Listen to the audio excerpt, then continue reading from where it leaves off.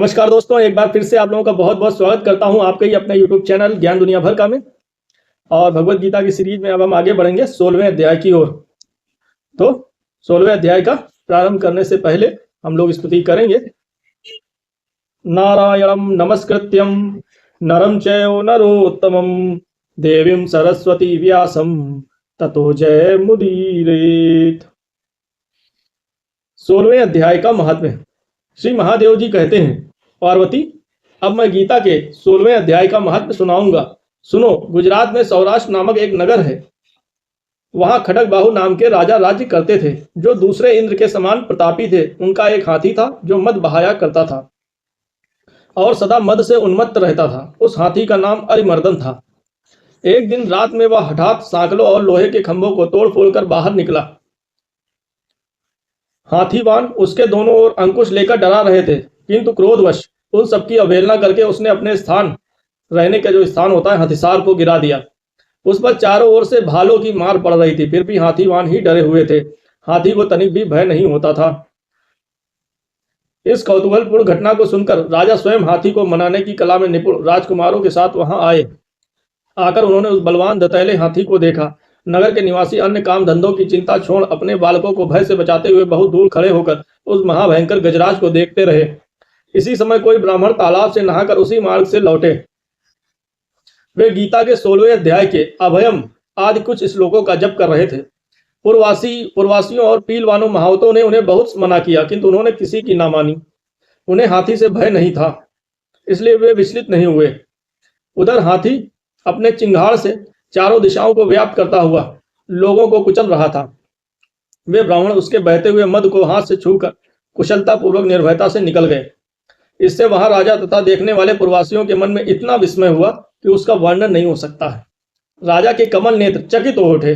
उन्होंने ब्राह्मण को बुला सवारी से उतरकर उन्हें प्रणाम किया और पूछा, ब्राह्मण, आज आपने यह महान अलौकिक कार्य किया है, क्योंकि इस काल के समान भयंकर गजराज के सामने से आप सकुशल लौट आए हैं। प्रभु, आप किस देवता का पूजन तथा किस मंत्र का जप करते हैं? बताइए, आपने कौन सी सिद्धि प्राप्त की है? ब्राह्मण ने कहा, राजन, मैं प्रतिदिन गीता के 16वें अध्याय के कुछ श्लोकों का जप किया करता हूँ। इसी से ये सारी सिद्धियां प्राप्त हुई हैं। श्री महादेव जी कहते हैं, तब हाथी का कौतूहल देखने की इच्छा छोड़कर राजा ब्राह्मण देवता को साथ ले अपने महल में आए। वहां शुभ मुहूर्त देखकर 1,00,000 स्वर्ण मुद्राओं की दक्षिणा दे उन्होंने ब्राह्मण को संतुष्ट किया और उनसे गीता मंत्र की दीक्षा ली। गीता के 16वें अध्याय के अभयम आदि कुछ श्लोकों का अभ्यास कर लेने के बाद उनके मन में हाथी को छोड़कर उसके कौतुक देखने की इच्छा जागृत हुई। फिर तो एक दिन सैनिकों के साथ बाहर निकलकर राजा ने हाथीवानों से उसी मत गजराज का बंधन खुलवाया। वे निर्भय हो गए। राज्य का सुख विलास के प्रति आदर का भाव नहीं रहा। वे अपना जीवन तृण के यानी तिनके के समान समझकर हाथी के सामने चले गए और साहसी मनुष्यों में अग्रगण्य राजा खड़ग बाहु मंत्र पर विश्वास करके हाथी के समीप चले गए और मद की अनवरत धारा बहाते हुए उसके गंड स्थल को हाथ से छूकर सकुशल वापस लौट आए। काल के मुख से धार्मिक और खल के मुख से साधु पुरुष की भांति राजा उस गजराज के मुख से बचकर निकल आए। नगर में आने पर उन्होंने अपने राजकुमार को राज्य पर अभिषिक्त कर दिया तथा स्वयं गीता के 16वें अध्याय का पाठ करके परम गति प्राप्त की। 16वां अध्याय, दैवासुर संपत्ति भाग योग। अभी थोड़ी सी प्रस्तावना इसकी पिछले अध्याय से जो रिलेटेड होती है, कनेक्ट करती है। अभी तो 7वें अध्याय के 15वें श्लोक में तथा 9वें अध्याय के 11वें तथा 12वें श्लोक में भगवान ने कहा है, आसुरी तथा राक्षसी प्रकृति धारण करने वाले मूल लोग मेरा भजन नहीं करते हैं, लेकिन मेरा तिरस्कार करते हैं। और 9वें अध्याय के 13वें और 14वें श्लोक में कहा, दैवी प्रकृति वाले महात्मा पुरुष मुझे सर्वभूतों का आदि और अविनाशी समझकर अनन्य प्रेम सहित सब प्रकार से हमेशा मेरा भजन करते हैं। लेकिन दूसरे प्रसंग चालू होने के कारण वहां दैवी और आसुरी प्रवृत्ति के लक्षण का वर्णन नहीं किया है। फिर 15वें अध्याय के 19वें श्लोक में भगवान ने कहा, जो ज्ञानी महात्मा मुझ पुरुषोत्तम को जानते हैं वह सर्व प्रकार से मेरा भजन करते हैं। इस विषय पर स्वाभाविक रीत से ही दैवी प्रकृति वाले ज्ञानी पुरुष के तथा आसुरी प्रकृति वाले अज्ञानी मनुष्य के लक्षण कौन कौन से हैं यह जानने की इच्छा होती है। इसलिए भगवान अब दोनों के लक्षण और स्वभाव का विस्तार पूर्वक वर्णन करने के लिए यह 16वां अध्याय आरंभ करते हैं। इसमें पहले 3 श्लोकों द्वारा दैवी संपत्ति वाले सात्विक पुरुष के स्वाभाविक लक्षणों का विस्तार पूर्वक वर्णन करते हैं। अथ षोडशो अध्याय श्री भगवानुवाच। अभयम सत्व संशुद्धि ज्ञानम योगम व्यवस्थिति दानम दमस्य यज्ञस्य स्वाध्याय तप आर्जवम अहिंसा सत्यम क्रोध क्रोध त्यागा शांतिरुपैशुनम दया भूतेषु लोलुप्तम मार्दवम ह्रीर्चापलम तेजा क्षमा धृति शौचम द्रोहो नातिमानिता भवन्ति संपदम दैवीमभिजातस्य भारत। श्री भगवान बोले, भय का सर्वथा अभाव, अंतःकरण की पूर्ण निर्मलता, तत्व ज्ञान के लिए ध्यान योग में निरंतर दृढ़ स्थिति और सात्विक दान। दान 3 प्रकार के होते हैं, सात्विक दान, राजस दान और तामस दान। तो यहाँ पर सात्विक दान की बात कर रहे हैं। इंद्रियों का दमन, भगवान, देवता और गुरुजनों की पूजा तथा अग्निहोत्र आदि उत्तम कर्मों का आचरण और वेद शास्त्रों का पठन पाठन तथा भगवान के नाम और गुणों का कीर्तन, स्वधर्म पालन के लिए कष्ट सहन और शरीर तथा इंद्रियों के सहित अंतःकरण की सरलता, मन, वाणी और शरीर से किसी प्रकार भी किसी को कष्ट ना देना, यथार्थ और प्रिय भाषण, अपना अपकार करने वाले पर भी क्रोध का ना होना, कर्मों में कर्तापन के अभिमान का त्याग, अंतःकरण की उपरति अर्थात चित्त की चंचलता का अभाव, किसी की भी निंदा आदि ना करना, किसी की बुराई नहीं करना, सब भूत प्राणियों में हेतु रहित दया, इंद्रियों का विषयों के साथ संयोग होने पर भी उनमें आसक्ति का ना होना, कोमलता, लोक और शास्त्र से विरुद्ध आचरण में लज्जा और व्यर्थ चेष्टाओं का अभाव, तेज, क्षमा, धैर्य, बाहर की शुद्धि तथा किसी में भी शत्रु भाव का न होना और अपने में पूज्यता के अभिमान का अभाव, ये सब तो हे अर्जुन दैवी संपदा को लेकर उत्पन्न हुए पुरुष के लक्षण हैं। दंभो दर्पो अभिमानस्य क्रोधा पारुष्यमेव च अज्ञानम चाभिजातस्य पार्थ संपदा मासुरीम। हे पार्थ, दंभ, घमंड और अभिमान तथा क्रोध, कठोरता और अज्ञान भी ये सब आसुरी संपदा को लेकर उत्पन्न हुए पुरुष के लक्षण हैं। दैवी संपत्ति मोक्षाय निबंधे आसुरी मता मासुचा संपदम दैवी मभिजातो असि पांडव। दैवी संपदा मुक्ति के लिए और आसुरी संपदा बांधने के लिए मानी गई है। इसलिए हे अर्जुन, तू शोक मत कर, क्योंकि तू दैवी संपदा को लेकर उत्पन्न हुआ है। दौ भूत सर्गो लोके अस्मिन् दैव आसुर एव च दैवो विस्तरशा प्रोक्त आसुरम पार्थ में शृणु। हे अर्जुन, इस लोक में भूतों की सृष्टि यानी मनुष्य समुदाय 2 ही प्रकार का है, एक तो दैवी प्रकृति वाला और दूसरा आसुरी प्रकृति वाला। उनमें से दैवी प्रकृति वाला तो विस्तार पूर्वक कहा गया, अब तू आसुरी प्रकृति वाले मनुष्य समुदाय को भी विस्तार पूर्वक मुझसे सुन। प्रवृत्तिम चा निवृत्तिम चा जनाना विदुरासुरा न शौचम नापि चाचारो न सत्यम तेषु विद्यते। आसुर स्वभाव वाले मनुष्य प्रवृत्ति और निवृत्ति इन दोनों को ही नहीं जानते, इसलिए उनमें ना तो बाहर भीतर की शुद्धि है, न श्रेष्ठ आचरण है और न सत्य भाषण ही है। मतलब अपनी बात को कह के और फिर पलट जाना, ये तो सबसे बड़ा झूठ का आचरण है। और किसी बात को कहना यानी झूठ ही कहना। 2 तरीके से झूठ होता है, एक तो होता है कि आपने कोई बात कहा, किसी से वादा किया और पलट गए, धोखा दे दिया, गद्दारी कर दी, तो वो भी एक झूठ हो जाएगा। तो यहाँ पर सत्य भाषण भी नहीं उनके अंदर है, मतलब डायरेक्टली झूठ ही बोलेंगे, सच्ची बोलना जानते ही नहीं। असत्यम प्रतिष्ठम ते जगदाहुरनीश्वरम अपरस्पर संभूतम किमन्येत काम है तुकम। वे आसुरी प्रकृति वाले मनुष्य कहा करते हैं कि जगत आश्रय रहित, सर्वथा असत्य और बिना ईश्वर के अपने आप केवल स्त्री पुरुष के संयोग से उत्पन्न हुआ है, अतएव केवल काम ही इसका कारण है। काम यानी संभोग या कामना, उसको और भी तरीके से कामनाएं होती हैं, इसका कारण, इसके सिवा और क्या है। एताम दृष्टिमवष्टभ्य नष्टात्मानो अल्प बुद्धया प्रवन्ति उग्र कर्माणा क्षयाय जगतो हिता। इस मिथ्या ज्ञान को अवलंबन करके जिनका स्वभाव नष्ट हो गया है तथा जिनकी बुद्धि मंद है, वे सबका अपकार करने वाले क्रूर कर्मी मनुष्य केवल जगत के नाश के लिए ही समर्थ होते हैं। कामाश्रित दुष्पूरम दंभ मान मदान्विता मोहाद गृहीत्वा सदग्रहान प्रवर्तन्ते अशुचि वृता। वे दंभ, मान और मद से युक्त मनुष्य किसी भी प्रकार पूर्ण न होने वाली कामनाओं का आश्रय लेकर अज्ञान से मिथ्या सिद्धांतों को ग्रहण करके और भ्रष्ट आचरणों को धारण करके संसार में विचरते हैं। चिंताम परिमेयाम चा प्रलयांताम उपाश्रिता कामोपभोग परमा एतावदिति निश्चिता आशा पाशस्तैर्बद्धा काम क्रोध परायणा ईहन्ते काम भोगार्थ मन्यायेनार्थ संचयान। तथा वे मृत्यु पर्यंत रहने वाली असंख्य चिंताओं का आश्रय लेते हैं। आश्रय लेने वाले विषय भोगों के भोगने में तत्पर रहने वाले और इतना ही सुख है इस प्रकार चाहने वाले होते हैं, माने मानने वाले होते हैं। वे आशा की सैकड़ों फांसियों से बंधे हुए मनुष्य काम क्रोध के परायण होकर विषय भोगों के लिए अन्याय पूर्वक धनादि पदार्थों का संग्रह करने की चेष्टा करते हैं। इद मध्य मया लब्धमिमं प्राप्यसे मनोरथम इदमस्तीदमपि मे भविष्यति पुनर्धनम असौ महाहताशत्तु हनिष्ये चापरानपि ईश्वरो अहम भोगी सिद्धो अहम बलवान सुखी आढ़ियो अभिजनवानस्मि को अन्योस्ति सदृश्यो मया लक्ष्ये दास्यामि मोदिष्ये इत्यज्ञान विमोहिता अनेक चित्त विभ्रांता मोहजाल समावृता प्रसक्ता काम भोगेषु पतंती नरके अशुचौ। वे सोचा करते हैं कि मैंने आज यह प्राप्त कर लिया है और अब इस मनोरथ को पूर्ण कर लूंगा। मेरे पास यह इतना धन है और फिर भी यह हो जाएगा।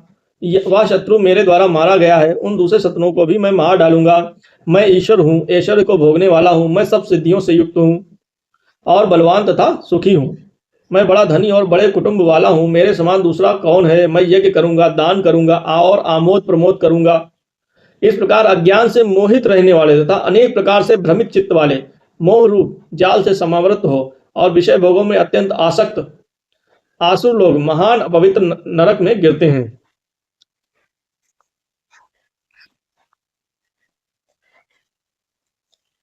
आत्म संभाविता स्तब्धा धन्मान मदान्विता ययन्ते नाम यज्ञस्ते दंभे नाविधि पूर्वकम। वे अपने आप को ही श्रेष्ठ मानने वाले घमंडी पुरुष धन और मान के मत से युक्त होकर केवल नाम मात्र के यज्ञों द्वारा पाखंड से शास्त्र विरहित यजन करते हैं। अहंकारम बलम दर्पम कामम क्रोधम च संश्रिता मामात्म पर देहेशु प्रदिशंतो अभ्यसूयका। वे अहंकार, बल, घमंड, कामना और क्रोधादि के परायण और दूसरों की निंदा करने वाले पुरुष अपने और दूसरों के शरीर में स्थित मुझ अंतर्यामी से द्वेष करने वाले होते हैं। तानहम द्विषता क्रूरान संसारेषु नराधमान क्षिपाम्यजस्सम्रशुम्भाना सुरीश्वेयो योनिषु।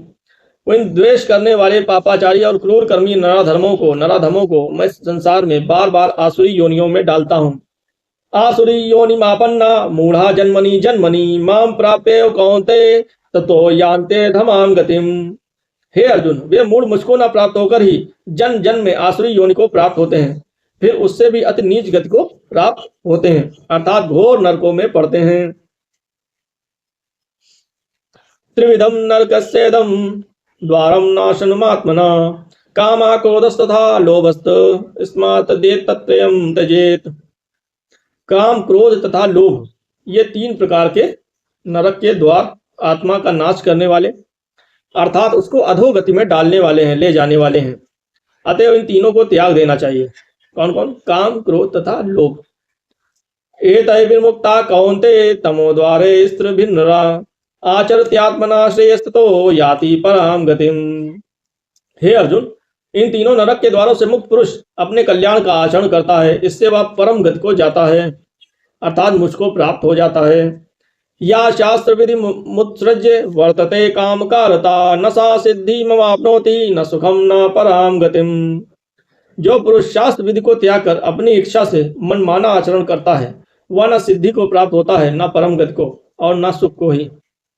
तस्मात् शास्त्रम प्रमाणम ते कार्य व्यवस्थितो ज्ञात्वा शास्त्र विधानोक्तम कर्म कर्तुमिहारसि। इससे तेरे लिए इस कर्तव्य और अकर्तव्य की व्यवस्था में शास्त्र ही प्रमाण है। ऐसा जानकर तू शास्त्र विधि से नियत कर्म ही करने योग्य है। मतलब कि जैसे शास्त्रों में लिखा है कि पत्नी को पति की सेवा करनी चाहिए तो करनी चाहिए, उसमें मनमाना आचरण करके तलाक और कोर्ट केस मुकदमेबाजी ये सब करके जो है वो क्या है, उसको मनमाना आचरण हो जाएगा, वो फिर उससे सिद्धि नहीं मिलेगी, यानी संसार में सफलता नहीं मिलेगी, परम गति भी नहीं मिलेगी और सुख भी नहीं प्राप्त होगा। मतलब जीवन बहुत ही दुख में हो जाएगा। इस बात को समझ लें अगर यहाँ तक सुन रहे हैं कोई भी लोग। ओम तत्सदिति श्रीमद्भगवद्गीतासु उपनिषत्सु ब्रह्म विद्यायां योग शास्त्रे श्री कृष्णार्जुन संवादे दैवासु संपत्ति भाग योगो नाम षोडशोऽध्याय। इस प्रकार उपनिषद ब्रह्म विद्या तथा योग शास्त्र रूप श्रीमद् भगवद गीता के श्री कृष्ण अर्जुन संवाद में दैवासुर संपत्ति भाग योग नामक 16वां अध्याय संपूर्ण हुआ। ओम ओम ओम।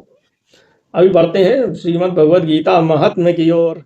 श्रीमद् भगवद गीता महात्म्य।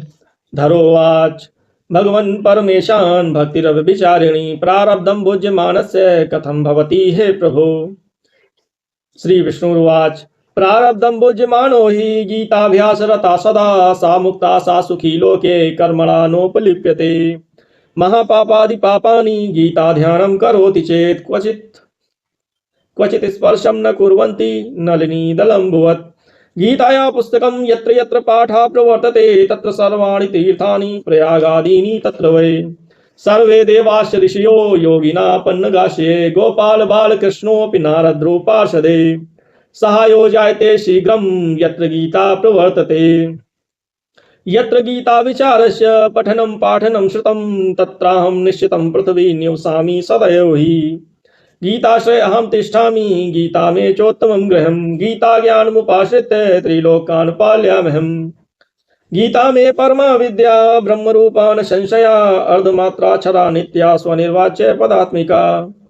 चिदानंदेन कृष्णेन प्रोक्ता स्वमुक्तो अर्जुनं वेदत्रयी परानंदा तत्त्वार्थ ज्ञान संयुता। यो अष्टादश जपो नित्यं नरो निश्चल मानसा ज्ञान सिद्धिं सलभते ततो याति परमं पदम्। पाठयस्मर्था संपूर्णे ततो अर्धं पाठमाचरे तदा गोदानजं पुण्यं लभते नात्र संशया। प्रभागं पठमानस्तु गंगा स्नान फलं लभेत् षष्ठं जपमानस्तु सोमयाग फलं लभेत्। एकाध्यायं तु यो नित्यं पठते भक्ति संयुता रुद्रलोकमवाप्नोति गणो भूत्वा वसेत् चिरम्। अध्याये श्लोकपादं युवा नित्यं या पठते नरा स याति नरतां यावन्मन्वन्तरं वसुन्धरे। गीताया श्लोक दशकं सप्तपञ्चचतुष्टयं दौत्रीनेकं तदर्धं वा श्लोकानां या पठेन्नरा चंद्रलोकमवाप्नोति वर्षाणामयुतं ध्रुवं। गीता पाठ समायुक्तो मृतो मानुषतां व्रजेत्। गीताभ्यासं पुनः कृत्वा लभते मुक्तिमुत्तमां गीतेत्युच्चार संयुक्तो म्रियमाणो गतिं लभेत्। गीतार्थश्रवणाशक्तो महापापयुतो अपि वा वैकुंठं संवाप्नोति विष्णुना सह मोदते। गीतार्थं ध्यायते नित्यं कृत्वा कर्माणि भूरिशा जीवन्मुक्ता स विज्ञेयो देहान्ते परमं पदम्। गीतामाश्रित्य भावो भूभुजो जनकादया निर्धूत कल्मषालोके गीता याता परं पदम्। गीताया पठनं कृत्वा महात्म्यं नयो या पठेत् वृथा पाठो भवेत् तस्य श्रम एव हुदाहर्ता। एतन्महात्म्य संयुक्तं गीताभ्यासं करोति या सा तत्फलमवाप्नोति दुर्लभां गतिमाप्नुयात्। सूत उवाच महात्म्यमेतद् गीताया मया प्रोक्तं सनातनं गीतान्ते जा पठेदस्तु यदुक्तं तत्फलं लभेत्। इति श्री वाराह पुराणे श्रीमद् गीता महात्म्यम संपूर्णम। श्री वाराह पुराण में श्रीमद् गीता महात्म्य संपूर्ण। इसका अर्थ मैंने इस बार बिल्कुल नहीं पढ़ा है। पीछे के जो मतलब चैप्टर हैं उनमें मैंने अर्थ सहित पढ़ा है कई चैप्टरों में पूरा, तो उसको आप अगर सुने होंगे तो इसको आप समझ जाएंगे। तो 16वां अध्याय जो है संपूर्ण हुआ है। 17वें अध्याय की ओर हम लोग आगे बढ़ेंगे नेक्स्ट वीडियो में। वीडियो अच्छी लगी है तो क्या करना है, ठीक है। वीडियो को देखने के लिए बहुत बहुत धन्यवाद। भगवान करे आपका दिन शुभ हो। नमस्कार।